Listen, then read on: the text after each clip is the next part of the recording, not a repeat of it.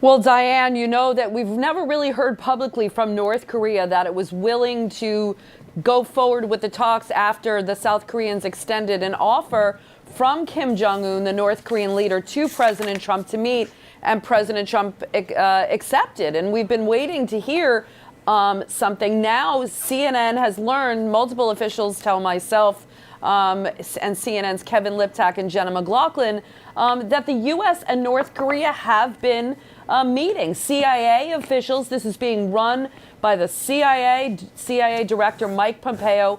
These kind of lower level officials have been meeting with North Korea intel officials. They've been speaking on the phone, have even met in a third country. Initially starting to prepare for these talks with nailing down a location.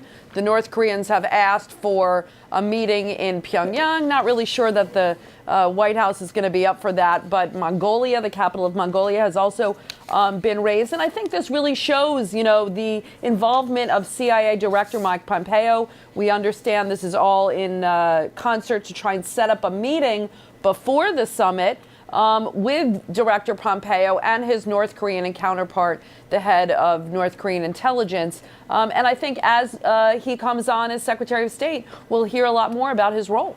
And Elise, this is what many, when the talks were initially agreed to by the president, expected would have happened and should have happened before there was a summit between President Trump and Kim Jong-un. That's right. I mean, look, you don't just have a meeting of this nature, a summit between two leaders with so many tough issues, particularly denuclearization, before kind of preparatory talks. A lot of this is going to be going on in secret, Victor. But, this North Korea CIA intelligence channel has been in existence, and the White House felt that this is the way to kind of prepare that going forward. There's an interagency process that's being run out of the National Security Council as National Security Advisor John Bolton, who starts work Monday. He was already in the office today, comes on. I'm sure he'll take a bigger role. And as Director Pompeo comes on as Secretary of State, I think you'll see that all start to gel. I think we need to see an official declaration of a date in place, which we're still waiting for. All right, Elise Labott for us there in Washington. Elise, thank you. Let's get more perspective now on this. Gordon Chang joins us. He's the author of Nuclear Showdown, North Korea Takes on the World, and he writes a column for The Daily Beast. All right, thanks for joining us. First up, just how significant is this news, really, that the U.S. and North Korean officials have been meeting behind the scenes here? Well, we've known this for quite some time, but we haven't had the details, which Elise just mentioned. And those are significant because we had the news of the Swedish talks, the talks in Finland, and then all of a sudden it fell off the radar, and no one was really quite sure what was going. So this is important that these discussions have continued in the intervening weeks, and it indicates that both sides are serious to have talks, because a lot of people outside official Washington were saying this meeting would never happen. How about the potential that these talks could derail the plans for a summit between Kim and President Trump? Well, anything can happen because this is North Korea. But we got to remember that North Korea has a real incentive to meet President Trump. There are reports that the Kim regime is running out of cash. They come out of China, that office number 39, which is the Kim family slush fund, is low on money. And we hear reports from South Korea that North Korea's foreign exchange reserves will be depleted by October. I don't quite believe October, but nonetheless, the Kims need sanctions relief. And to get that, they have to speak to President Trump.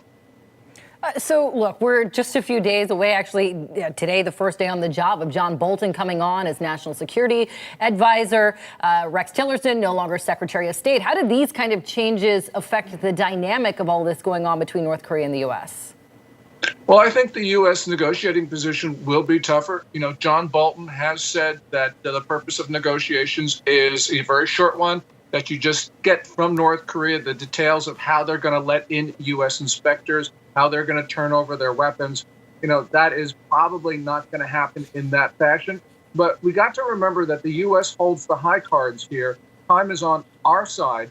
And so denuclearization of North Korea without the use of force, I think, is possible. Now, I know most people disagree, but we're going to see, I think, developments that will surprise everyone.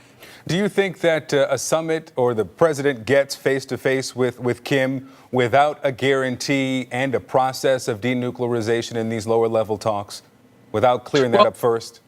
Yeah, we would like to see that a lot of these lower level issues would have been cleared beforehand. And that's the way summitry normally occurs. But we've also got to recall that, we've had normal processes, interagency reviews, doing things the typical way.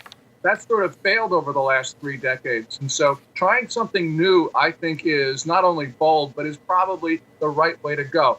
Now, yes, we need to have some preliminary discussions, as at least is reporting.